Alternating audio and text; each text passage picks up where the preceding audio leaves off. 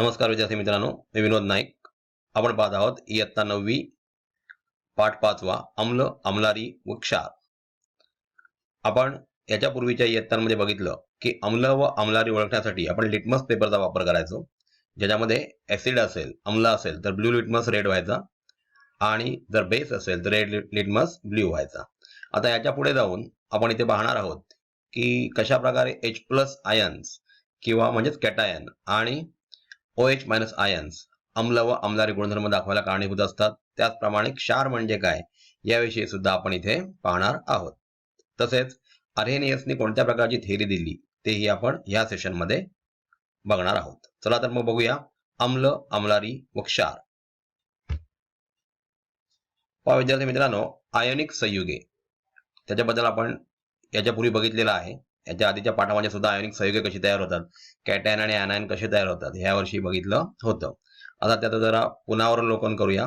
म्हणजे आयनिक संयुगांच्या रेणूचे दोन घटक असतात व ते म्हणजे कॅटायन व ऍनायन. आपल्याला माहितच आहे की आयनिक संयुग for example NaCl sodium chloride आपण घेतला तर Na+ हा कॅटायन आणि Cl- हा ऍनायन. या आयनांवर विरुद्ध विद्युत प्रभार असल्याने त्यांच्यामध्ये आकर्षण बल कार्यरत असते व ह्यालाच आयनिक बंध असं म्हणतात. बघा, Na वर एक प्लस चार्ज आहे आणि Cl वर एक मायनस चार्ज आहे. म्हणजे एकमेकाच्या विरुद्ध असं विद्युत प्रभार यांच्यावर आहे आणि ते एकमेकांना आकर्षित करतात आणि त्याच्यापासून आयोनिक संयुग तयार करतात, म्हणजे आयोनिक बॉन्ड तयार करतात. हे आपण आधीच्या लेसन मध्ये बघितलेलं आहे. कॅटायन वरील एक धनप्रभार व ऍनायन वरील एक ऋणप्रभार यांच्यातील आकर्षण बल म्हणजेच एक आयनिक बंध होय. बघा, आपण CaOH/2 याचा जर विचार केला तर Ca चा ऍटॉमिक नंबर 20 आहे, म्हणजे त्याचं इलेक्ट्रॉनिक कॉन्फिगरेशन 2882 असेल. म्हणजे त्याच्या बाह्यतम कक्षेमध्ये म्हणजे संयुजा कवचामध्ये 2 इलेक्ट्रॉन्स आहेत, ते 2 इलेक्ट्रॉन देतो आणि त्याच्यामुळे आतमधील धनप्रभार 2 ने वाढतो, म्हणजे Ca वर 2+ चार्ज येतो आणि म्हणून त्याला हायड्रॉक्सिलचे 2 ग्रुप लागतात. म्हणजे ही संयुक्त मूलके O आणि H यांच्यापासून बनलेली कंपोजिट रॅडिकल्स आहेत ते. आणि त्याच्यापासून एका OH वर एक मायनस चार्ज आणि दुसऱ्या OH वर दुसरा मायनस चार्ज, अशा प्रकारे Ca2+ ला OH वरचे 1+1 असे 2 मायनस चार्ज बॅलन्स करून आयोनिक बॉन्ड तयार करतात. इथे पहा विद्यार्थी मित्रांनो, आपल्याला एक तक्ता दिलेला आहे. त्याच्यामध्ये हायड्रोक्लोरिक अम्ल, त्याच्यामध्ये आपण बघितलं H+ आणि Cl-, ज्याच्यामध्ये H+ आयन तयार होतो तो अम्ल. HNO3 याच्यामध्ये H+ आणि NO3 वर एक मायनस चार्ज, म्हणजे हे सुद्धा अम्ल आहे, ऍसिड आहे. HBr मध्ये H+ आणि Br-. H2SO4 मध्ये 2H+, 2 हायड्रोजन आयन आहेत, त्याच्यामुळे H+ चार्ज त्याच्यावर येतो आणि SO4 वर 2 मायनस चार्ज, म्हणजे SO4 वर मायनस मायनस असे 2 ऋणप्रभार असतात आणि हा सुद्धा अम्लाचाच प्रकार आहे. H3BO3 म्हणजे बोरिक ऍसिड, H3 3H+ आणि BO3 वर एका BO3 वर एक मायनस चार्ज, अशा प्रकारे याला 3 BO3 ग्रुप चिकटतात, BO ग्रुप चिकटतात आणि म्हणून BO3 तयार होतं. म्हणजे हे सुद्धा अम्ल आहे कारण याच्यामध्ये H+ बाहेर पडतो. आता पुढे बघा, NaOH हा आहे सोडियम हायड्रॉक्साईड, म्हणजे ह्याच्यामध्ये Na+ आणि OH- आयन, म्हणजे ही अम्लारी आहे. K+ आणि OH- ही सुद्धा अम्लारी आहे. Ca2+ आणि OH वर एका OH वर मायनस चार्ज, आपण यापूर्वीच्या स्लाइड मध्ये बघितलं होतं की कशा प्रकारे CaOH2 चं स्ट्रक्चर बनतं. NH4 वर एक प्लस चार्ज आणि OH वर एक मायनस चार्ज, अशा प्रकारे इथे हायड्रॉक्सिल आयन तयार होतोय, म्हणजे OH वर मायनस चार्ज येतो. म्हणजे या सर्व इथपर्यंत NaOH पासून NH4OH पर्यंत अम्लारी आहेत. आता पुढे पाहूया NaCl. NaCl म्हणजे Na+ किंवा Cl-, याच्यामध्ये कोणताही H+ किंवा OH- नाही, म्हणजे हे अम्ल सुद्धा नाही आणि अम्लारी सुद्धा नाही, म्हणजे हे दोन सोडून क्षार असतात. CaNO3/2 म्हणजे Ca वर 2+ चार्ज आहे, एका NO3 वर एक मायनस चार्ज असतो, म्हणून इथे 2 ग्रुप ह्याला चिकटतात आणि याच्यामध्ये सुद्धा H+ आणि OH- आपल्याला दिसत नाही, म्हणजे हा सुद्धा क्षार आहे. K2SO4 म्हणजे 2K+ आणि SO4 वर एका ग्रुपवर 2- चार्ज, म्हणून त्याला 2K चिकटतात कारण एका K वर एक प्लस चार्ज असतो. हे सुद्धा क्षार आहेत. CaCl2 Ca वर 2+ चार्ज आणि एका Cl वर एक मायनस, अशा प्रकारे 2 Cl वर Cl- Cl-, म्हणजे हे सुद्धा क्षार आहेत. NH4 अमोनियम सल्फेट बघा, NH4/2 SO4 NH4 वर प्लस चार्ज, असे 2 ग्रुप ते चिकटतात. याचं कारण SO4 वरील 2- चार्ज त्याला बॅलन्स करायचे आहेत. म्हणजे काही संयुगांच्या रेणूमध्ये H+ हे अम्लारी धर्मी मूलक, बघा ज्याच्यावर पॉझिटिव्ह चार्ज असतो ते अम्लारी धर्मी मूलक असतं आणि ज्याच्यावर निगेटिव्ह चार्ज असतो हे अम्लधर्मी मूलक असतं. हे आपण मागच्या पाठात बघितलेलं आहे. ही सर्व आम्ले आहेत. काही संयुगांच्या रेणूमध्ये OH- हे आम्लधर्मी मूलक असल्याचे दिसते. ही सर्व संयुगे आम्लारी आहेत. ज्यांचे आम्लधर्मी मूलक H+ पेक्षा वेगळे असून आम्लधर्मी मूलक OH- पेक्षा वेगळे आहे अशी आयनिक संयुगे म्हणजे क्षार सॉल्ट ही आहेत. वरील तक्त्यामध्ये बघा आपण NaCl पासून सुरुवात केली तर NH4/2SO4 पर्यंत सगळे हे क्षार आहेत, कारण त्याच्यामध्ये H+ किंवा OH- आयन तयार होत नाही. बघा, निसर्गात कोणत्याही वस्तूची प्रवृत्ती विद्युत प्रभारित स्थितीकडून उदासीन स्थितीकडे जाण्याची असते. याचा अर्थ काय? तर समजा NaCl हे स्ट्रक्चर तयार होते. Na वर प्लस चार्ज आहे, कारण Na ने एक इलेक्ट्रॉन Cl ला दिलेला आहे. मग अशा वेळेला जर स्टेबल व्हायचं असेल तर एक चार्ज दिल्यामुळे याच्या दोनच कक्षा शिल्लक राहतील. 2, 8 सुरुवातीला याच्यामध्ये 2, 8, 1 अशा 3 कक्षा होत्या. एक इलेक्ट्रॉन दिल्यामुळे शेवटची कक्षा निघून जाते आणि 2, 8 8 म्हणजे ऑक्टेट तयार झालं. म्हणजे हे कसे झाले? स्थिर प्रवृत्तीकडे गेले. आता Cl- मध्ये बघा, Cl वर 7 इलेक्ट्रॉन्स बाहेरच्या कक्षेमध्ये होते, तिथे एक इलेक्ट्रॉन सोडियम कडून आला, म्हणजे इथे अष्टक तयार झालं. म्हणजे असे असूनही विद्युतदृष्ट्या संतुलित म्हणजे उदासीन अशा अणूपासून प्रभारित असे आयन कशामुळे तयार होतात? तर आपल्याला माहित आहे, एक इलेक्ट्रॉन दिल्यामुळे ह्याच्या आतमधल्या ऑर्बिट मधलं ऑक्टेट तयार होतं, म्हणजे ह्याच्यावर एक प्लस चार्ज येणार आणि Cl हा एक घेतल्यामुळे इलेक्ट्रॉन त्याच्या बाह्यतम कक्षेमध्ये 8 इलेक्ट्रॉन्स आले. बाह्यतम कक्षेमध्ये हायड्रोजन, लिथियम किंवा हेलियम सोडून डुप्लेट तयार करतात पहिल्या कक्षेमध्ये आणि बाकीच्या सर्व कक्षांमध्ये जर 8 इलेक्ट्रॉन्स आले तर ते स्टेबल होतात आणि म्हणून अशा प्रकारे इलेक्ट्रॉन्स देऊन ते प्रभारित होतात आणि प्रभारित होऊन सुद्धा ते स्टेबल होतात. याचं कारण सोडियमची सुद्धा बाहेरची कक्षा जाते आणि आतमधल्या कक्षेमधले 8 इलेक्ट्रॉन त्याला स्टेबल म्हणजे स्टॅबिलाइज करतो आणि क्लोरीन मध्ये सुद्धा 7 इलेक्ट्रॉन असतात तिथे, तेव्हा तो उदासीन असतो. परंतु एक इलेक्ट्रॉन घेतल्यामुळे त्याच्यावर निगेटिव्ह चार्ज येतो, परंतु त्याच्या तिसऱ्या कक्षेमध्ये 8 इलेक्ट्रॉन्स आले म्हणजे ऑक्टेट तयार झालं आणि तिथे तो स्टेबल झाला. तर बघा, अणूच्या इलेक्ट्रॉन स्वरूपणावरून याचे स्पष्टीकरण मिळते. हे आपण आता NaCl चे एक्झाम्पल मधून बघितलेलं आहे. इथे पहा, आपल्याला एक स्ट्रक्चर दिलेलं आहे NaCl चं, कशा प्रकारे तयार होतं. 3 ऑर्बिट आहेत. 2, 8, 1 हे सोडियमचं इलेक्ट्रॉनिक कॉन्फिगरेशन आहे.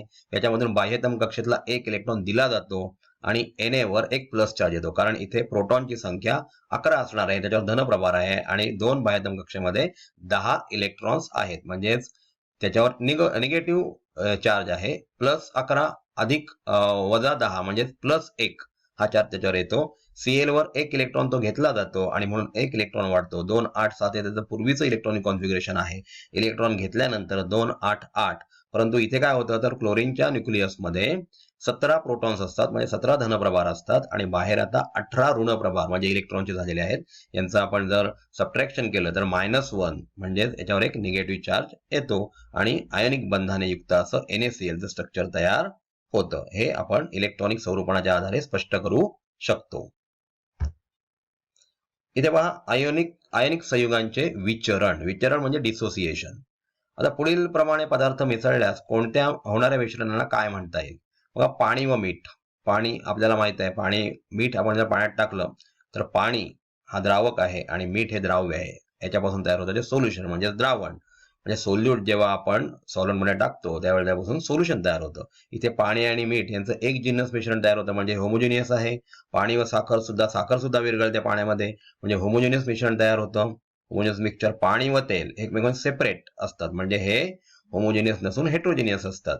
पाणी व लाकडाचा भुसा स्थायू आहे आणि पाणी हा द्रव आहे, म्हणजे हे सुद्धा एकमेकांना विरघळत नाहीत, म्हणजे याचा अर्थ हेट्रोजिनियस म्हणजे विषमांगी मिश्रण आहे.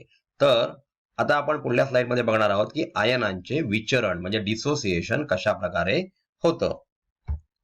इथे पहा, जेव्हा आयनिक संयुग पाण्यात विरघळते तेव्हा त्याचे जलीय द्रावण तयार होते. जलीय म्हणजे ॲक्युअस. स्थायी रूपात असलेल्या आयनिक संयुगात विद्युत प्रभारित आयन एकमेकांना लागून असतात, म्हणजे Na+ आणि Cl-. फॉर एक्झाम्पल आपण मिठाचंच एक्झाम्पल घेऊया. तर Na वर एक प्लस चार्ज आहे कारण इलेक्ट्रॉन दिलेला आहे. Cl ने एक इलेक्ट्रॉन घेतला म्हणजे एक इलेक्ट्रॉन वाढला आणि म्हणून Cl वर मायनस चार्ज येतो. म्हणजे हे आयनिक संयुगात विद्युत प्रभारित आयन एकमेकांना लागून असतात. जेव्हा एखादी आयनिक संयुग पाण्यात विरघळायला सुरुवात होते तेव्हा पाण्याचे रेणू संयुगाच्या आयनांच्या मध्ये घुसतात व त्यांना एकमेकांपासून वेगळे करतात. म्हणजे Na वर प्लस चार्ज आहे, Cl वर मायनस चार्ज आहे. जेव्हा आपण मीठ पाण्यात टाकतो तेव्हा पाण्याचे रेणू जे असतात H2O चे ते Na+ आणि Cl- च्या मध्ये घुसतात आणि Na+ ला आणि Cl- ला वेगवेगळे करतात. म्हणजेच या द्रावणाला त्याचे जलीय द्रावण म्हणजेच एक्युएस सोल्युशन असं म्हटलं जातं. म्हणजेच इथे आयनिक संयुगाचे विचरण होते. विचरण म्हणजेच डिसोसिएशन होते. इथे पहा कशा प्रकारे पाण्यात NaCl मिक्स केल्यानंतर आपल्याला एक मॅग्निफाईड करून इमेज दाखवलेली आहे एका ड्रॉपची. ते बघा, द्रावणामध्ये विलग झालेल्या प्रत्येक आयनाला सर्व बाजूने पाण्याच्या रेणूंनी घेरलेले असते. ही स्थिती दर्शवण्यासाठी प्रत्येक आयनाच्या संज्ञेच्या उजवीकडे AQ असे लिहितात. AQ म्हणजे काय तर एक्युएस. बघा इथे NaCl आहे. NaCl आपण पाण्यात टाकलं, त्याच्यानंतर पहा तिथे Na+ आणि Cl- याला कशा प्रकारे पाण्याच्या रेणूंनी वेगवेगळं केलेलं आहे. आणि त्याच्यामुळे आपल्याला ह्या बाजूच्या राईट हँड साईडच्या फिगरमध्ये दिसतंय की मिठाचे जेव्हा जलीय द्रावण म्हणजे एक्युएस सोल्युशन तयार होतं तेव्हा Na वर प्लस चार्ज आणि Cl वर मायनस चार्ज आणि मध्ये वॉटर मॉलिक्युल दिसतात. म्हणजे या सोल्युशनला एक्युएस असं म्हटलं जातं. म्हणून Na+ च्या पुढे AQ लिहिलेला आहे आणि Cl- च्या पुढे सुद्धा AQ असा लिहिलेला आहे. बघा, आरेनियस नावाचा एक स्वीडिश सायंटिस्ट 1887 मध्ये होऊन गेला. त्याने अम्ल आणि अम्लारीचा एक सिद्धांत मांडला. बघा, तो अम्लाचा सिद्धांत काय होता तर अम्ल म्हणजे असा पदार्थ की जो पाण्यात विरघळला असता त्याच्या द्रावण्यात H+ म्हणजे हायड्रोजन आयन हे एकमेव कॅटायन तयार होते. आपण उदाहरणार्थ घेतलं तर HCl H+ आणि Cl-. आपण H2SO4 घेतला तर 2H+ आणि SO4 2- इथे सुद्धा H+ ची निर्मिती झालेली आहे. HNO3 घेतला आपण H+ आणि NO3- म्हणजे अशा प्रकारे फक्त आणि फक्त हायड्रोजनची निर्मिती होते. CH3COOH याच्यामध्ये CH3COO- आणि H वर एक प्लस चार्ज म्हणजे अशा प्रकारे हायड्रोजन आयनची निर्मिती होते. अशा पदार्थांना अम्ल असं म्हणतात असं आरेनियसने सांगितलं. तसेच अम्लारी म्हणजे काय तर अम्लारी म्हणजे असा पदार्थ की जो पाण्यात विरघळला असता त्याच्यापासून हायड्रॉक्साईड आयन म्हणजे OH- आयन हे तयार होतात. उदाहरणार्थ NaOH आपण जर पाण्यात टाकलं तर याच्यापासून Na+ आणि OH-. त्याचप्रमाणे KOH आपण पाण्यात टाकलं तर K+ आणि OH-. NH4OH आपण पाण्यात टाकलं तर NH4+ म्हणजे अमोनियम आयन आणि OH वर एक मायनस चार्ज म्हणजे अशा प्रकारे हायड्रॉक्सिल आयन ज्याच्यामध्ये तयार होतात अशा पदार्थांना अम्लारी असं म्हटलं गेलं. हा सिद्धांत आरेनियसने 1887 मध्ये दिला. सोडियम व क्लोरीन या अणूंमध्ये बाह्यतम कवच हे पूर्ण अष्टक नाही. मात्र या दोन्ही आयनांमध्ये बाह्यतम कवच म्हणजे Na आणि Cl मध्ये हे पूर्ण अष्टक आहे. म्हणजे जेव्हा Na+ आणि Cl- तयार होतो तेव्हा मात्र तुम्हाला सांगितल्याप्रमाणे सोडियमची बाहेरची शेल निघून जाते. म्हणजे आतले 8 इलेक्ट्रॉन्स आहेत आणि क्लोरीन मध्ये सुद्धा 7 इलेक्ट्रॉन्स बाह्यतम कक्षेमध्ये असतात. तिथे 1 इलेक्ट्रॉन सोडियमचा घेतल्यामुळे तिथे अष्टक तयार झालेला आहे. म्हणजे प्लस 1 इलेक्ट्रॉन तिथे आलेला आहे. 2 8 8 असं इलेक्ट्रॉनिक कॉन्फिगरेशन आणि सोडियमचं इलेक्ट्रॉनिक कॉन्फिगरेशन जेव्हा आयन तयार होतं त्यावेळेला 2 8 असं होतं. म्हणजे पूर्ण अष्टक असलेले इलेक्ट्रॉन स्वरूपण हे स्थैर्याची स्थिती दर्शवतात आणि पुढे जाऊन ह्या विरुद्ध प्रभारित आयनांमध्ये आयनिक बंध तयार झाल्यामुळे हे अतिशय स्थैर्य असलेले आयनिक संयुग तयार होते. म्हणजे Na+ आणि Cl- हे एकमेकांकडे आकर्षित होतात आणि त्यांच्यापासून आपल्याला आयनिक संयुग तयार झालेलं दिसतं. म्हणजे ह्यांना स्टॅबिलिटी मिळते कारण यांचं अष्टक तयार होतं. बाह्यतम कक्षेमध्ये अष्टक तयार झालं की कोणतंही इलेमेंट स्टेबल होतं. एक्सेप्शन त्याला आहे हायड्रोजन, जे त्याच्यामध्ये बाह्यतम कक्षेमध्ये एकच कक्षा आहे, किंवा लिथियम किंवा आपण म्हणतो हेलियम यांच्या बाह्यतम कक्षेमध्ये एकच कक्षा असल्यामुळे ते डुप्लेट तयार व्हावं लागतं. बाकी सर्व कक्षांमध्ये म्हणजे कोणत्याही कक्षेमध्ये 8 इलेक्ट्रॉन त्यांची कॅपॅसिटी कितीही असू द्या होल्डिंग करण्याची, परंतु जर 8 इलेक्ट्रॉन्स आले म्हणजे अष्टक तयार झालं तर ते मात्र स्थिर होतात. इथे पहा HCl हा गॅस आहे. पाण्यामध्ये त्याचं डिसोसिएशन केल्यानंतर H+ एक्युएस आणि Cl- एक्युएस हे आयन्स तयार झालेत. H2SO4 वर आपण पाणी म्हणजे पाण्यात टाकल्यानंतर हे लिक्विड आहे त्याचं विचरण झालं म्हणजे डिसोसिएशन झालं की H+ आणि HSO4- एक्युएस तयार होतं. आता हे तयार झालं HSO4- अजून त्याचं डिसोसिएशन होतं एक्युएसचं, कारण पाण्यामध्ये असल्यामुळे त्याला एक्युएस दिलं जातं आणि H+ आणि SO4 वर 2- अशा प्रकारे एक्युएस त्याचं आयन तयार होतं. म्हणजे इथे ऍसिड्स HCl H2SO4 आणि HSO4 ही म्हणजे ही H2SO4 मधून HSO4 तयार होतोय. ही सर्व ऍसिड्स आहेत. त्याचप्रमाणे बघा, आपण जर अम्लारी म्हणजे बेस जर पाण्यात टाकला तर NaOH पासून Na+ एक्युएस आणि OH- एक्युएस तयार होतो.